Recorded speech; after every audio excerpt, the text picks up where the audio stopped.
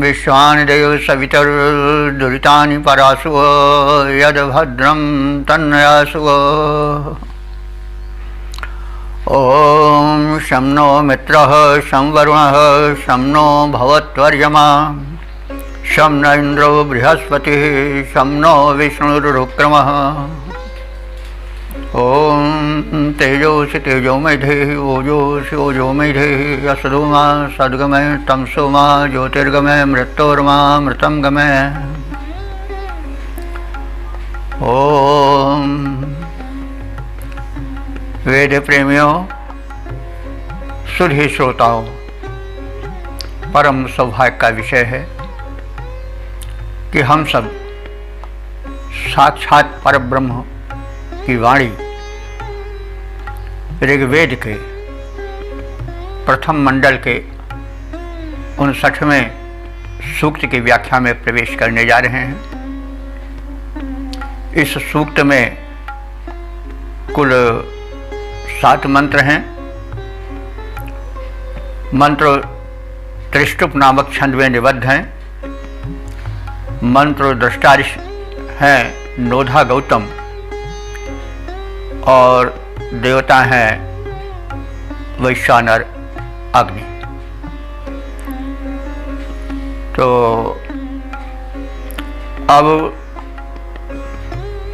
सर्वप्रथम हमें वैश्वानर अग्नि का स्वरूप समझना अनिवार्य है। ये संभवतः सबसे प्रथम आने वाले देवता हैं जिनके विषय में इसके पूर्व मंत्र नहीं कहे गए। तो वैश्वानर का अर्थ निरुक्त में और सायण के भाष्य में और अन्यान्य भाष्यकारों ने अलग अलग अर्थ में प्रयुक्त किया है। हमको सबका संक्षिप्त परिचय जान करके और जो उचित हो वह मार्ग निर्धारित करना है। वैश्वानर को सामान्य रूप से एक अग्नि का भेद माना गया है। इस वैश्वानर को सायण ने जाठर अग्नि के रूप में माना है। विशेषाम नराणाम जाठर रूपेण स्थितः अग्नि वैश्वानरः। विशेषाम माने संपूर्ण, नराणाम माने मनुष्यों प्राणियों को भी मान सकते हैं कि जाठर माने उदर में वो जठराग्नि बनकर रहती है, इसलिए वैश्वानर है। तो विशेषाम नराणाम जाठर रूपेण स्थित अग्नि ही जाठर अग्नि। और इसके विषय में यास्क ने अपने निरुक्त में लिखा है कि विश्वान नरान नयति कर्मणि कर्मसु प्रवृत्तिषु वह शक्ति जो संपूर्ण प्राणियों को कर्म में संलग्न कर दे, वह जो है वह वैश्वानर है। विश्व माने संपूर्ण होता है, वैश्व विषय से बना है। तो जो संपूर्ण प्राणियों को कर्म में प्रवृत्तियों में लगा दे वह वैश्वानर है। तो इस प्रकार से सूर्य को हम देख सकते हैं। सूर्योदय होता है, संपूर्ण प्राणी कर्म में लग जाते हैं। और यदि कोई कहे कि रात्रि में भी तो कर्म होता है, तो रात्रि में भी सूर्य का ही एक रूप है अग्नि, अथवा कोई लाइट हो, प्रकाश हो, है तो उसी का रूप। तो कहने का मतलब कर्म में संलग्न करने वाला प्रकाश होता है। प्रकाश का परम पुंज जो है वह सूर्य है। तो हम सूर्य रूप में भी इसे ले सकते हैं। और अंत में मंत्रों की प्रवृत्ति को देखें तो पता चलता है कि वह देवत्व से सर्वदेवत्व, सर्वेश्वरत्व की ओर बढ़ता चलता है। उस रूप में सबका मूल परमात्मा है। सभी प्राणियों को तो वही कर्म में लगाता है, क्योंकि आत्मा रूप में वही तो सर्वत्र रह रहा है, चेतना रूप में वही तो है। सबका मूल तो परमात्मा ही है ना। जैसे किरणें बिखरी हैं, चारों ओर बिखरी हैं, गणना नहीं हो सकती है कितनी किरणें हैं, लेकिन सब हैं तो सूर्य ही से संबंधित, सूर्य ही से निकलती हैं और सूर्य में सिमट जाती हैं। तो वैसे सब कुछ जो कुछ है वो अंत में उसी का तो है। जित देखो तित तू,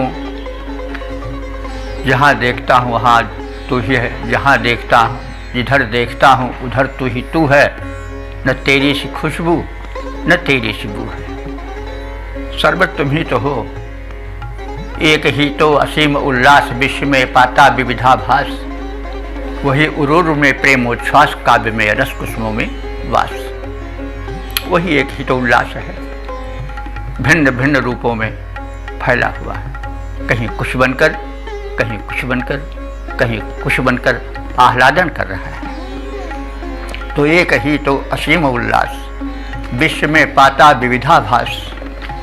वही उरूर में प्रेमोच्छ्वास, काव्य में रस कुसुमों में वास। जो कुछ आकर्षण है सब वहीं से है। तो अंत में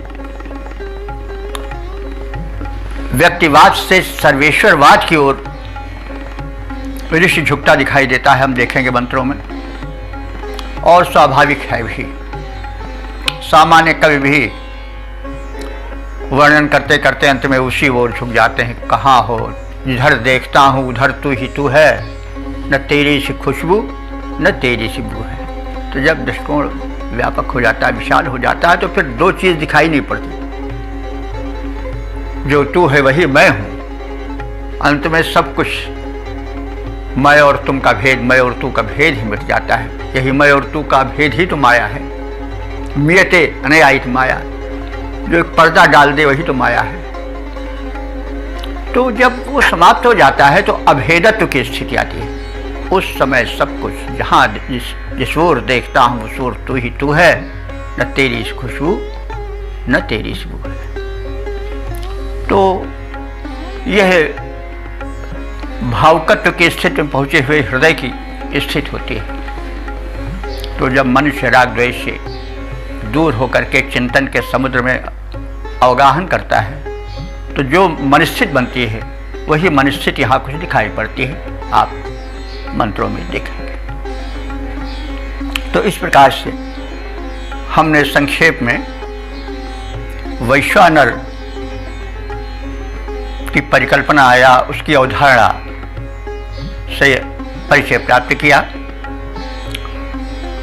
तो अब हम मंत्रों की व्याख्या में प्रवेश करेंगे। इस ऋग्वेद के प्रथम मंडल के 59वें सूक्त के प्रथम मंत्र का पाठ होगा, व्याख्या होगी। और इसका शीर्षक है समस्त अग्नियों का मूल या प्रेरणाओं का मूल वैश्वानर।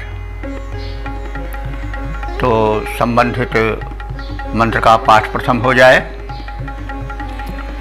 ओम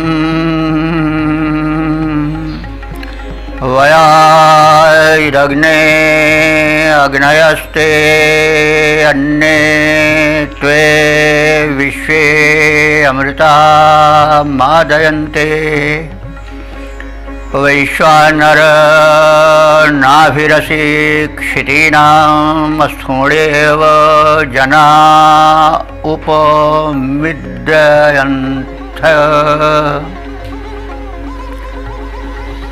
शब्दार्थ जाने। अग्नि संबोधन है अग्नि का।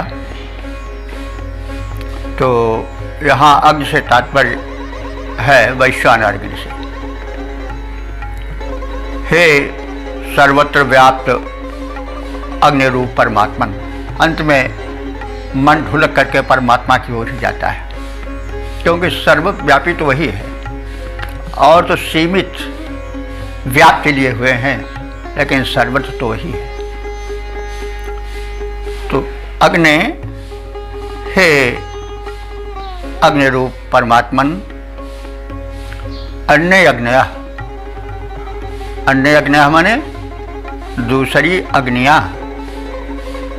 अग्नियों के तमाम भेद हैं, आप सब जानते हैं, कहने की आवश्यकता नहीं। तो अन्य जितनी प्रकार की अग्नियाँ हैं वे तुम्हारी ही अंश हैं।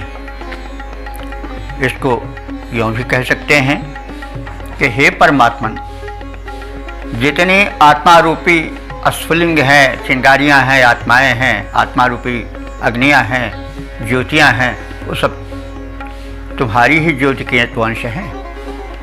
ऐसा भी ले सकते हैं। तो अन्य अग्नयः, अन्य प्रकार की सभी अग्नियाँ, अथवा हे परमात्मन, जितनी आत्मा रूप में छिटकी हुई ज्योतियाँ हैं वो सब तुम्हारी ही तो अंश है। तो वे सब ते वयाः, ते माने तुम्हारी, वय कहते हैं शाखा को। वय शाखा, वयाः शाखाएं। वे सब तुम्हारी ही तो शाखाएं हैं। इत माने ही, ते वयाः इत, वे सब तुम्हारी ही शाखाएं माने तुम्हारे ही अंश हैं।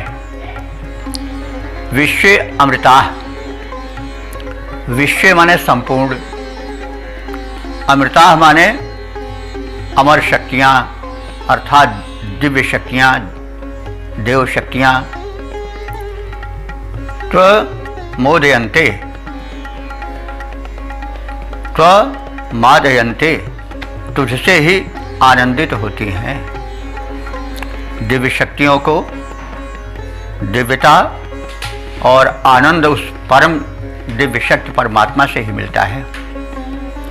तो विश्व अमृताः त्वमादयन्ते, संपूर्ण दिव्य शक्तियाँ तुमसे ही आनंद पाती हैं। वैश्वानर, नर माने होता है नेता भी।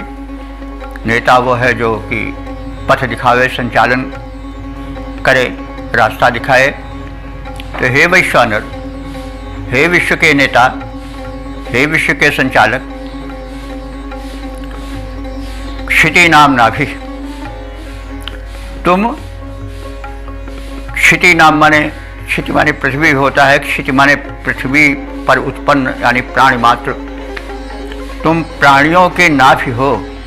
नाभि का मतलब हुआ कि केंद्र स्थल हो। तो उपमित स्थूणायु,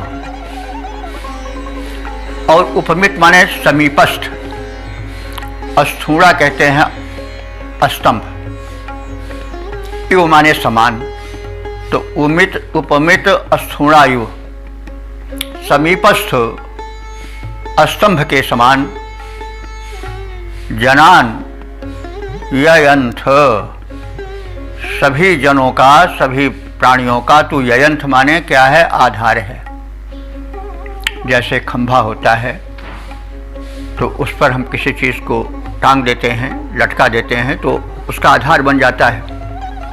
जैसे स्तंभ पर घर भी टिके रहते हैं, जैसे स्तंभ पर वस्तुएं टिकी रहती हैं, वैसे हे वैश्वानर, संपूर्ण संसार के प्राणी मात्र के संचालक परमात्मा,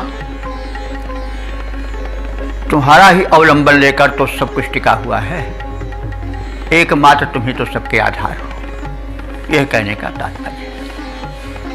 तो अब इसका हम सपाट अर्थ देख लें। हे अग्नि रूप परमात्मन, अन्य सभी आत्मा रूप अग्नियां तेरी ही शाखाएं हैं, अर्थात तुम्हारे ही अंश हैं। संपूर्ण देवता दिव्य शक्तियां तुमसे ही ज्योति पाती हैं, तुमसे ही आनंद पाती हैं, तुमसे ही शक्ति पाती हैं।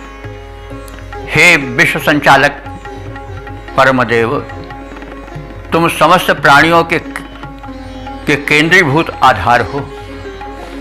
समस्त प्राणी तुम पर ही अवलंबित हैं। तो उन्हें संभालने वाले स्तंभ के समान हो। जैसे स्तंभ को आधार बना करके भवन खड़े रहते हैं, तमाम वस्तुएं उससे लटकियां टिकी रहती हैं, वैसे संपूर्ण संसार तुम पर ही अवलंबित है। तुम ही सबके धुरी रूप हो, तुम ही सबके केंद्र रूप हो। तो सभी मनुष्यों के आधारभूत स्तंभ तुम ही हो, अवलंबन तुम ही हो, सहारे तुम ही हो। इस प्रकार से हम सामान्य शब्दार्थ और भावार्थ से अवगत होने के पश्चात पद रूपांतरण पर भी दृष्टि डाल लें। विश्वव्यापी अग्नि रूप परमात्मा तुम ही हो। विश्वव्यापी अग्नि रूप परमात्मा तुम ही हो। अन्य आत्माएं लपटों से गण्यमान हैं। सुख राशि तुम ही, सुख तुमसे ही पाते देव। सभी तेरे अंश तू अकेला अंशमान है। सभी तेरे अंश तू अकेला अंशमान है। सारे जड़ चेतन जगत को संभाले तू ही। उसको टिकाने वाले खंभ के समान है। वैश्वानर विश्व को चलाने वाले तुम ही एक। वैश्वानर विश्व को चलाने वाले तुम ही एक। आधार सभी जनों को तू ही करता प्रदान है।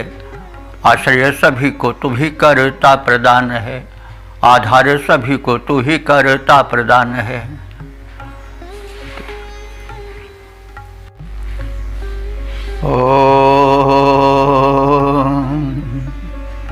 वेद प्रेमियों, सुधी श्रोताओं, संप्रति हम सब ऋग्वेद के प्रथम मंडल के 59वें सूक्त के दूसरे मंत्र की व्याख्या में प्रवेश करने जा रहे हैं। यह मंत्र त्रिष्टुप नाम के छंद में निबद्ध है।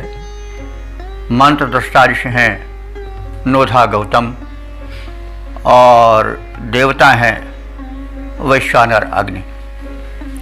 शीर्षक है अग्नि का विराटत्व। अब संबंधित मंत्र का प्रथम पाठ हो जाए। ओम मूर्धाद्यो नाभिरग्निः पृथिव्या अथा भवदरतिरोदस्योः तं त्वां देवासो अजनयन्तो देवं वैश्वानर ज्योतिरिदार्याय।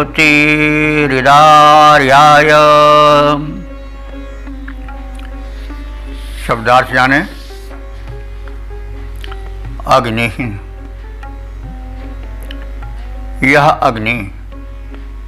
अब यहाँ अग्नि से हम तात्पर्य वैश्वानर अग्नि से ही लेंगे। वैश्वानर अग्नि के स्वरूप को संक्षेप में बता दिया गया है, पुनरावृत्ति की आवश्यकता नहीं। तो अयम वैश्वानर अग्नि दिवह मूर्धा। दिवह माने द्युलोक और मूर्धा कहते हैं सिर को। तो द्युलोक को हम सब जानते हैं त्रिलोक कहा जाता है। एक तो पृथ्वी लोक है, दूसरा अंतरिक्ष लोक है, और उसके ऊपर जो है वो द्युलोक है। यथा पिंडे या यथा पिंडे तथा ब्रह्मांडे, पिंड और ब्रह्मांड में समता है। इस पिंड में, शरीर में जो कट के नीचे का भाग है वो भूलोक है, जो कट से और कंठ तक का भाग है वह अंतरिक्ष लोक है, और कंठ से ऊपर का भाग जो है वो द्युलोक है। तो इस प्रकार से ऋषि ने बताया कि हे वैश्वानर अग्निदेव, तुम देवा मूर्धा द्युलोक के शीर्ष स्वरूप हो, सिर स्वरूप हो। पृथिव्याः नाभि, और पृथ्वी की नाभि स्वरूप हो। नाभि को हम लोग जानते हैं, बिल्कुल शरीर के मध्य भाग में नाभि होता है, और मध्य भाग का बड़ा महत्व होता है। नाभि के विषय में आप सब जानते होंगे कि नाभि से ही माता और शिशु का संबंध जुड़ा रहता है। वह नल जिससे शिशु को पोषण मिलता है वह नाभि से ही जुड़ा होता है, और माता और शिशु या अर्भक के बीच संबंध जोड़ने वाला, उसे पोषण देने वाला जो तत्व होता है वो नाभि ही होता है। तो जब हम व्यापक रूप में नाभि को लेंगे तो एक पृथ्वी की जो नाभि होगी वो बहुत महत्वपूर्ण होगी, क्योंकि नाभि का बड़ा महत्व है शरीर में। नाभि टल जाए अथवा नरा टल जाता है तो आफत हो जाती है। तो नाभि का बड़ा महत्व है, केंद्र है वो।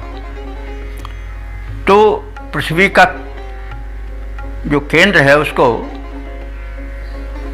ऋषियों ने यज्ञ वेदी को माना है। तो उसका हम व्यापक अर्थ ले सकते हैं कि यज्ञ जो है सृष्टि का आधार है। जैसे नाभि से पोषण मिलता है शरीर को, वैसे यज्ञ से पोषण मिलता है पृथ्वी को। तो हम इस अर्थ में कह सकते हैं ऋषियों ने यज्ञ वेदी को पृथ्वी की नाभि माना है। तो हे वैश्वानर, तुम बड़े व्यापक हो, तुम द्युलोक के शीर्ष रूप में हो, पृथ्वी के नाभि रूप में हो। अथ रोदस्यो, रोदस्य रोदसी कहते हैं, पहले आप लोग जान चुके हैं, व्याख्यायित हो चुका है। तो रोदसी शब्द में धरती और आकाश दोनों अर्थ समाहित रहते हैं। जैसे पितरु शब्द है नहीं, पितर शब्द कहने से माता पिता दोनों का बोध हो जाता है। तो वैसे रोदसी कहने से धरती और अंबर दोनों का बोध होता है। तो हे वैश्वानर अग्निदेव, तुम रोदसी के, अवनी और अंबर के अरति माने स्वामी हो, मालिक हो, नियामक हो, और ऐसे तम त्वा, तुझ को, देवम देव को, ऐसे तुझ देव को, देवासा, देवसा माने देवता लोग। देव शब्द का बहुवचन है देवासा। देवा देव, देवासा इस प्रकार से रूप चलता है। अगर वही लौकिक संस्कृत भी चलता तो देवा देव देवाह होता है। तो वैदिक संस्कृत में बहुवचन में कर्ता में देवासा हो जाता है। तो देवासा अजनयंत, हे वैश्वानर देव, तुम्हें देवों के दिव्य शक्तियों को पैदा करने वाले हो, उत्पन्न करने वाले हो, उन्हें जन्म देने वाले हो। तुम्हीं से सब देव प्रकट होते हैं। वैश्वानर, हे विश्व के नेता, नर माने नेता भी होता है। नेता वह है जो कि पथ प्रदर्शक हो, राह दिखाए कि यह राह ज़्यादा ठीक है। आजकल किन्हीं कारणों से नेता शब्द गिर गया है, शब्द का पतन भी होता है, क्योंकि नेताओं ने कुछ ऐसा कर दिया या कर रहे हैं जो कि उचित नहीं, मानवता के विरुद्ध है। तो शब्द का उत्थान पतन भी होता है। आज नेता शब्द गिर गया, बात अलग है, लेकिन सुभाष चंद्र बोस तक तो नेता शब्द बड़ा ही पुण्य माना जाता था, नेताजी। अब तो नेता का मतलब लोग किसी को कह दो तो तमाम लोग बिगड़ भी जाएंगे। तो कहा गया है यहाँ पर कि हे वैश्वानर अग्निदेव, तुम विश्व के नेता हो, यानी उसको सतपथ पर ले जाने वाले हो, उसके पथ प्रदर्शक हो। और आर्याय ज्योति ही इत माने होता है ही। आर्याय माने श्रेष्ठ जनों को अथवा आर्य जनों को। तुमने जो है वो ज्योति माने प्रकाश प्रदान किया है। जैसे प्रकाश पथ को प्रशस्त कर देता है, कहाँ गड्ढा है, कहाँ चलना चाहिए, कहाँ न चलना चाहिए, मार्ग किस ओर जा रहा है, मुड़ रहा है, वह जो है वह कौन अंधकार में बताता है? ज्योति। तो गमनीय क्या है, कहाँ चलना चाहिए, कहाँ न चलना चाहिए, कहाँ संभलना चाहिए, यह ज्योति बताती है। तो हे प्रभु, हे ज्योतिरूप परमात्मन, तुम हमारे पथ प्रदर्शक हो और हम आर्य जनों के, आर्य लोग अपने को, जो ये हम ऋषि संतान हैं, आर्य संतान हैं। आर्य वो है जो प्रगतिशील विचार वाला हो। आर्य सदैव प्रगतिशील विचार के थे, संकुचित विचार के नहीं थे। इसलिए उन्होंने बड़े गर्व से अपने को आर्य कहा कि हम लोग बस एक चीज पकड़े बैठे रहने वाले नहीं हैं, हम लोग कर्म क्षेत्र में बुद्धिमत्तापूर्वक, विवेकपूर्वक आगे बढ़ने वाले लोग हैं। तो आर्याय माने आर्य के लिए, आर्य जनों के लिए, हे वैश्वानर अग्निदेव, तुम उनके लिए प्रकाश स्वरूप हो, ज्योतिष स्वरूप हो। हम तुम्हें नमन करते हैं। तो इस प्रकार से शब्दार्थ जान लेने के पश्चात अब हम सपाट रूप से भावार्थ जान लें। यह वैश्वानर अग्नि विराट है, सर्वव्यापी है। यह द्विलोक के रूप में विराजमान है और यही पृथ्वी की नाभि है, केंद्र है। यही यज्ञवेदी है। यही वैश्वानर अग्नि जो है वो सूर्य रूप में आकाश का सिर है तथा यज्ञवेदी रूप में प्रज्वलित पृथ्वी की नाभि रूप में दिखाई देती है। अवनि और अंबर दोनों का स्वामित्व यही वैश्वानर अग्नि देव करते हैं। अग्नि देव को सभी देव प्रणाम करते हैं और ये जो वैश्वानर अग्नि देव हैं, ये सभी दिव्य शक्तियों के जन्मदाता हैं। अग्निदेव संपूर्ण नेता हैं, अर्थात पूर्ण रूप से पथ प्रदर्शक हैं। किस रास्ते से चलना चाहिए, कहाँ नहीं चलना चाहिए आदि का बोध कराने वाले यही वैश्वानर रूप में व्याप्त प्रकाशक परमात्मा है। जगत प्रकाश प्रकाशक रामो, मायाधीश ज्ञान गुणधामो। तो जगत प्रकाश है और प्रकाशक तो वही राम है। राम माने जो सब में रमण करता है। तो चीज़ एक ही है, हम राम कहें, कृष्ण कहें या वैश्वानर कहें, सब घूम फिर के एक ही रूप में प्रकट होते हैं। तो ये वैश्वानर अग्निदेव जो परमात्मा के रूप में अंत में मन, हृदय, विचार उन्हीं पर जाकर अवलंबित हो जाता है, तो ये वैश्वानर परम प्रकाशक परमात्मा रूप में जो है प्रेरक शक्ति, वे सज्जनों को प्रकाश देते हैं और उनका पथ प्रदर्शन करते हैं। तो इस प्रकार से हमने वैश्वानर रूप परमात्मा का वो स्वरूप देखा जो परम प्रकाशक है, जो त्रिलोकव्यापी है और जो कल्याणकारी है। अब इसके छंदोबद्ध रूप को भी देख लें। अग्निदेव हैं भाल व्योम के, भूतल की हैं नाभि प्रकाम, नभि में वही सूर्य बन शोभित, अवनी में यज्ञाग्नि समान। अवनी और अंबर दोनों के एकमात्र वे ही स्वामी, वे ही वैश्वानर विराट हैं, उन्नायक अंतर्यामी। सभी देव उनको प्रकटाते, सभी देव उनको प्रकटाते, उनके सभी उपासक हैं, वही विधायक नायक, वही परम प्रकाशक है।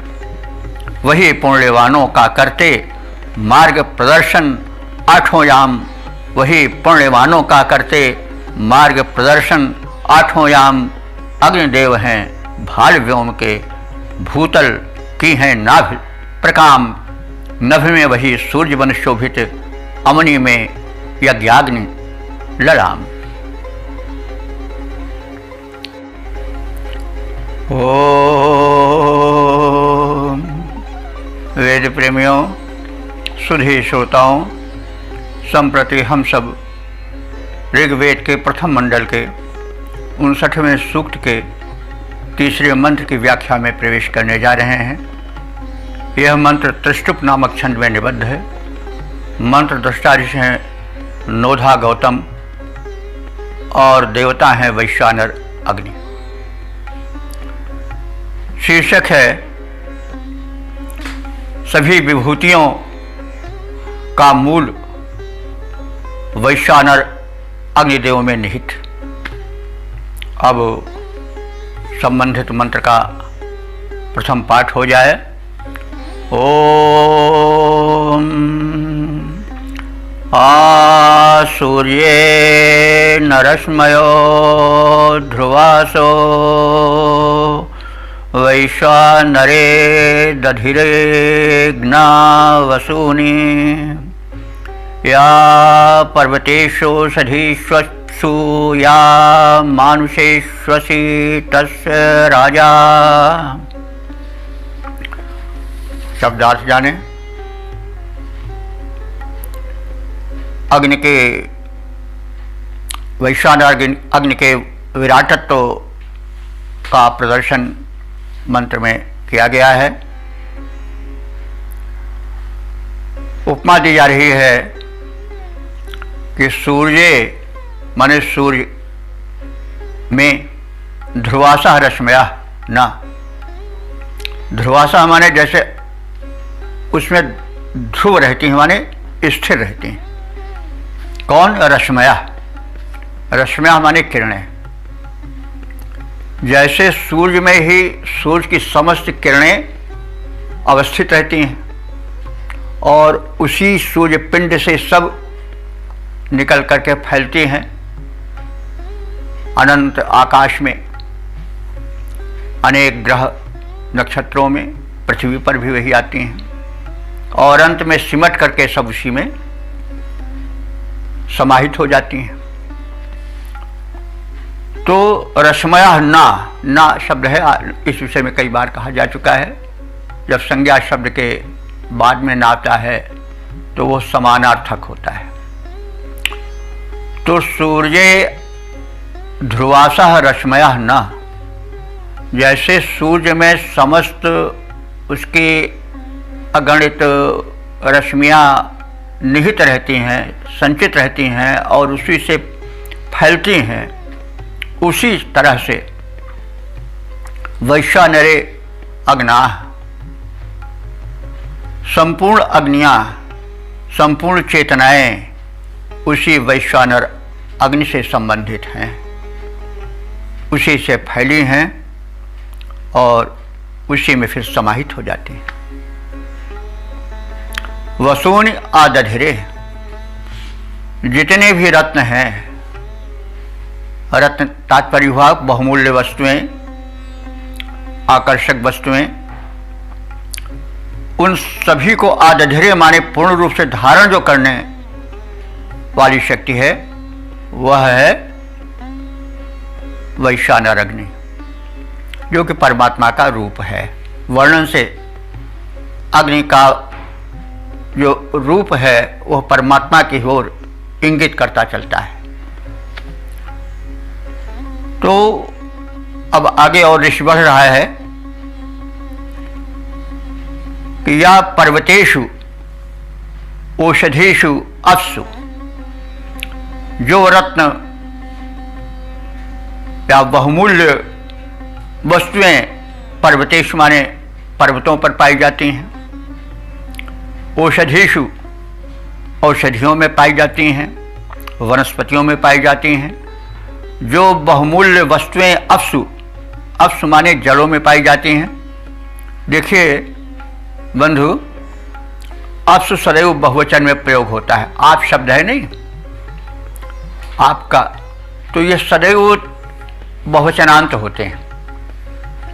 इसी से आब शब्द निकला है फारसी का। आब बहुत चलता है, आबो हवा। तो जो मतलब ये है बहुवचनांत क्यों है, इसको जान लें। इस अप्सु शब्द में या जल जो आप शब्द है बहुवचनांत, इसमें केवल जो हम नल या कूप से निकाल करके जल पीते हैं वही नहीं आता। जितने जल हैं, फलों में, फूलों में, जो कुछ द्रव है जिसको हम जूस कहते हैं, रस कहते हैं, वो भी सब अप्सु में आ जाता है, आप में आ जाता है। तो यहाँ पर ऋषि बता रहा है कि जो कुछ दिव्यता पर्वतों में रत्न रूप में पाई जाती है, जो औषधियों वनस्पतियों में पाई जाती है दिव्यता, और जो अप्सु में जूसेज में जल या रसों में पाई जाती है, और मानुषेषु जो वैशिष्ट, जो महत्ता मनुष्यों में सन्निहित है, दया, करुणा, उपकार, शौर्य, दया, दान, दाक्षिण्य, सद्गुण, सुबुद्धि आदि रूप में, वो सब भी हे वैश्वानर देव तुम्हारे ही अंश रूप में है। वो तुमसे ही आई है, कहीं अलग से नहीं आई है। तस्य राजा असि, हे वैश्वानर देव तुम ही उसके राजा हो, स्वामी हो। तो जैसे पहले उपमा में बताया गया है कि सूर्य की किरणें अनंत हैं, पूरे त्रिभुवन में फैली हुई हैं, लेकिन वे सब सूर्य से ही निकली हैं और अंत में सूर्य में ही समाहित हो जाती हैं। उसी प्रकार से समग्र वस्तुएं जो कुछ हैं उसी परम शक्ति से निकलती हैं, किरण रूप में चारों ओर फैलती हैं और फिर अंत में उसी में आकर विलीन हो जाती हैं, समाहित हो जाती हैं। तो वो विराट है, उसका विराटत्व तो जल थल नभ सर्वत्र है, यह ऋषि बताना चाहता है। और इसको देख करके गीता का दशम अध्याय वाला विभूति योग याद आ जाता है, जिसमें कृष्ण बताते हैं कि जो कुछ जहाँ पर है वो सब मेरा ही रूप है, मुझसे विलग कुछ नहीं है। तो कहने का मतलब हम पहले निवेदन कर चुके हैं कि वस्तु एक ही है, नाम उसके अनेक हो जाते हैं। मनुष्य अपनी प्रवृत्ति के अनुसार वातावरण के अनुसार उसी एक शक्ति का दर्शन अनेक रूपों में करता है। इसमें विवाद भी हो जाता है, लेकिन विवाद होना नहीं चाहिए, क्योंकि सूर्य तो वही है। उसको आप सन कह लो, रवि कह लो, दिवाकर कह लो, प्रभाकर कह लो, कुछ कह लो, हजारों लाखों करोड़ों नाम दे दो, लेकिन उसका स्वरूप तो नहीं बदलेगा ना। तो ऐसे वो जो परम शक्ति है वो एक है। नाम देने से वो दो नहीं हो जाती है। ये बात अलग है कि उसमें अनंत गुण है, इसलिए उसके अनंत नाम हो सकते हैं, यह अलग की बात है। तो इसमें विराटत्व की कल्पना की गई है कि एक ही तो असीम उल्लास विश्व में पाता विविधाभास, वही उरूर में प्रेमोच्छ्वास, काव्य में रस कुसुमों में वास। जो कुछ आनंदप्रद है, जो कुछ आकर्षक है, जो कुछ वैचित्र धारण किए हुए हैं, वो सब उसी एक से निकला है, उसी की विभूत सर्वत्र फैली हुई है। अब वो अलग अलग लोग नामों से संबोधित करते हैं, वो बात अलग है। अब हम इस का सपाट रूप में भावार्थ देख लें। जैसे किरणें बिखरी हुई भी सूर्य से संबंधित रहती हैं, उसी में स्थित रहती हैं और उसी से निकलती हैं, उसी प्रकार वैश्वानर अग्निरूप परमात्मा में संपूर्ण समृद्धियाँ, संपूर्ण वस्तुएं सुस्थापित रहती हैं और उसी से निकल करके विश्व भर में प्रसरित होती हैं, उपलब्ध होती हैं। नाम उनके अलग अलग हो जाते हैं, बात अलग है।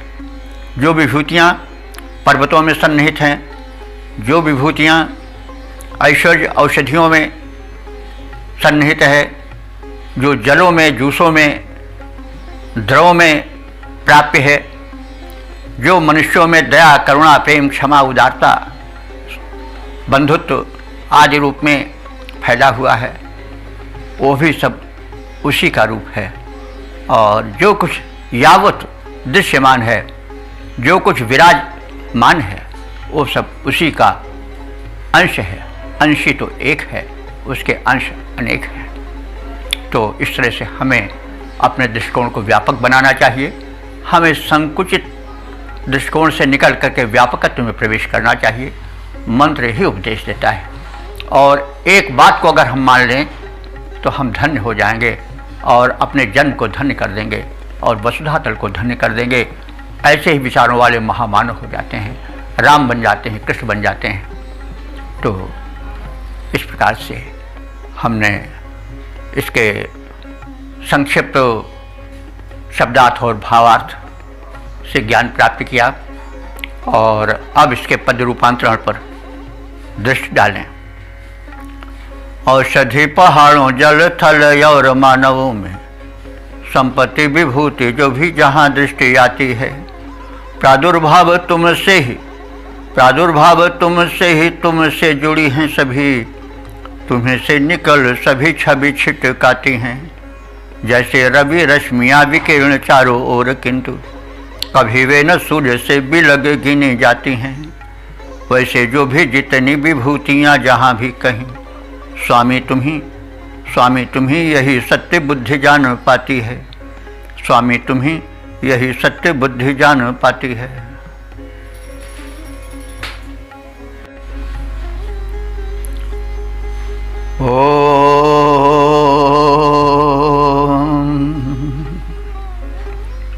वेद प्रेमियों, सुधी श्रोताओं, संप्रति हम सब ऋग्वेद के प्रथम मंडल के 59वें सूक्त के चौथे मंत्र की व्याख्या में प्रवेश करने जा रहे हैं।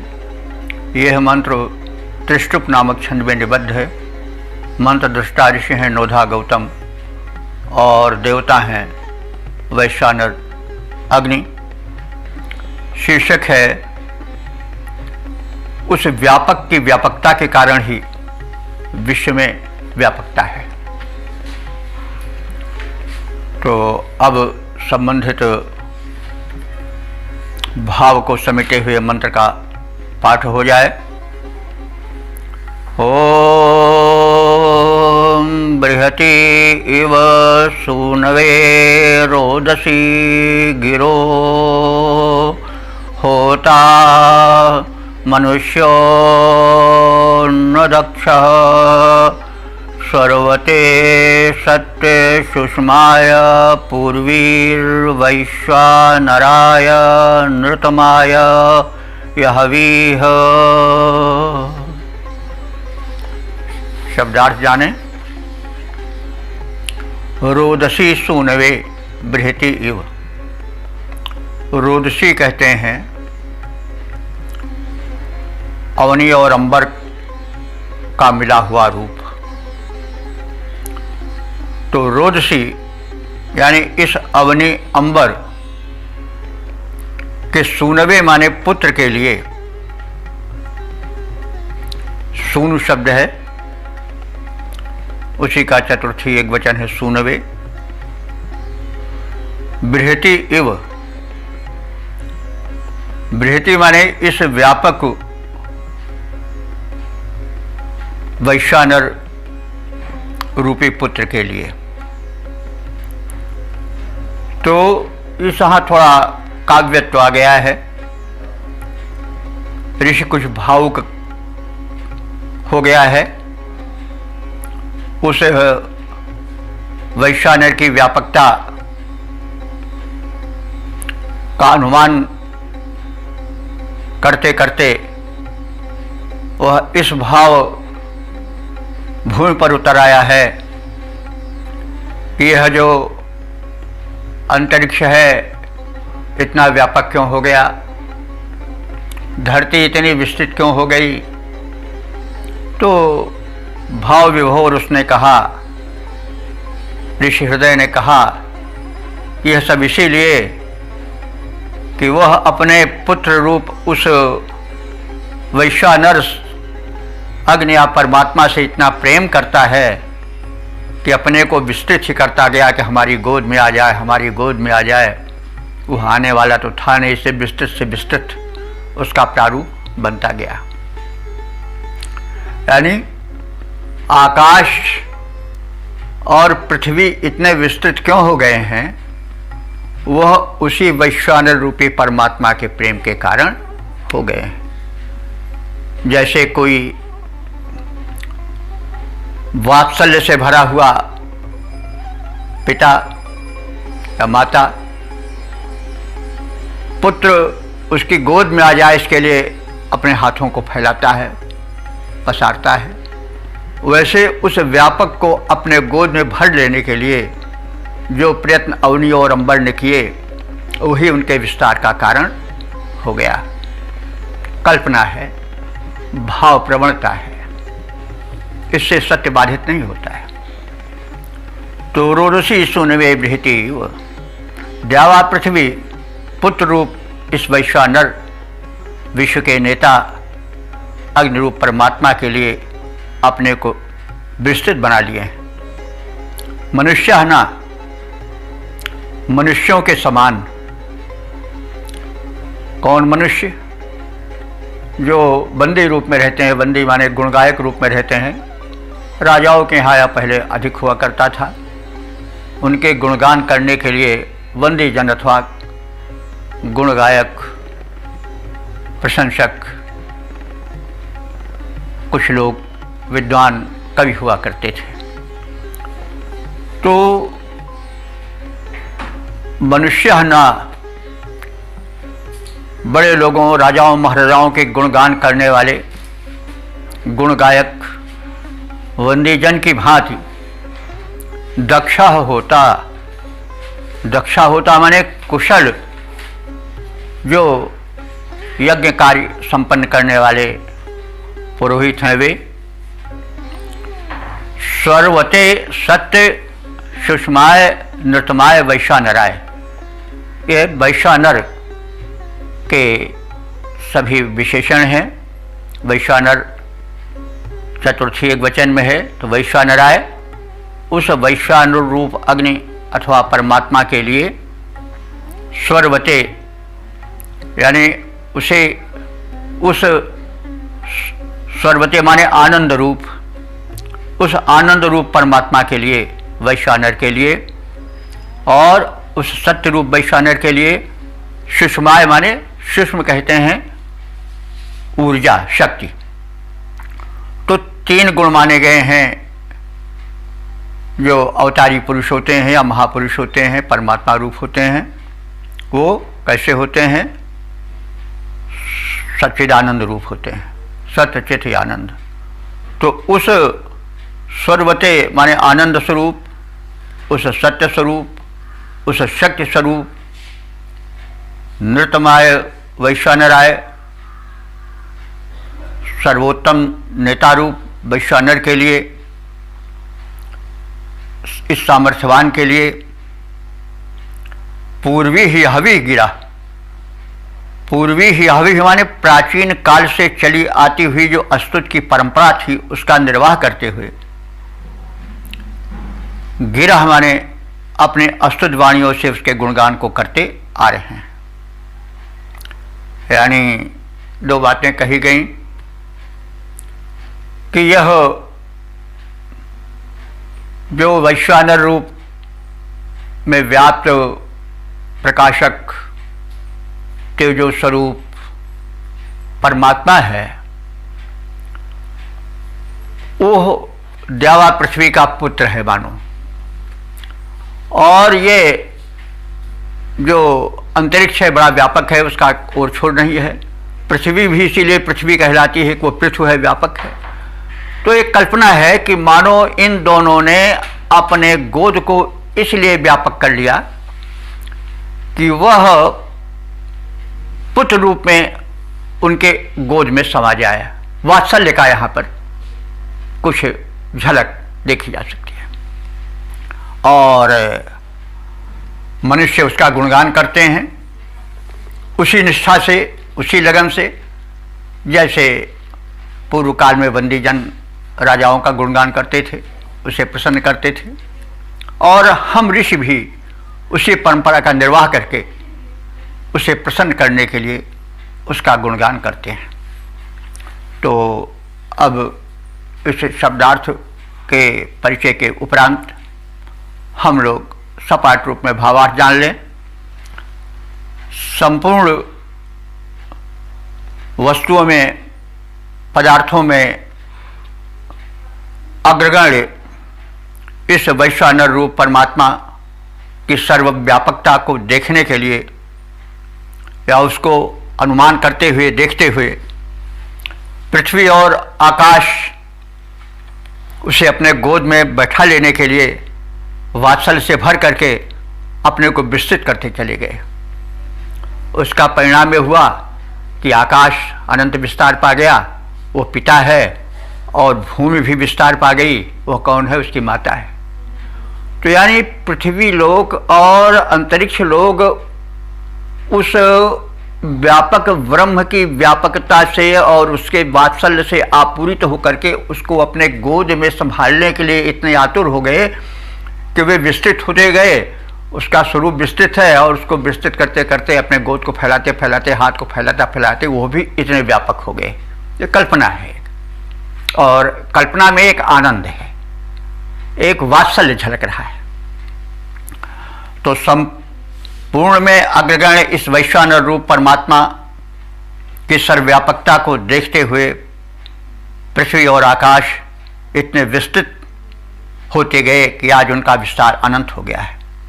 जैसे सामान्य मानव आश्रयदाता के गुणगान करते आते हैं, करते रहे हैं, वैसे जो उस पर ब्रह्म के स्तोता हैं, उस वैश्वानर के स्तोता हैं, स्तुत करता है, वे भी उसके सत्य स्वरूप, उसके शक्ति स्वरूप, उसके आनंद स्वरूप का ध्यान करते हुए उसकी प्रशंसा में, उसकी भक्ति में स्तुति के गीत गाते हैं, स्तोत्र का गायन करते हैं, मंत्रों का उच्चारण करते हैं और उस अग्रगण्य परमात्मा के लिए सुनिश्चित पुरातन श्रेष्ठ स्तुतियों का गुणगान करते रहते हैं। अब इसका पद रूपांतरण देख लें। व्यापक पर ब्रह्म है इतना, इसकी व्यापकता अवलोक। व्यापक पर ब्रह्म है इतना, इसकी व्यापकता अवलोक। सुतवत उसे क्रोडगत करने, अवनी अंबर बढ़े विशोक। आश्रित नर आश्रयदाता के गुणगण जैसे गाते हैं, भांति भांति से उसे सुनाते, जैसे उसे रिझाते हैं।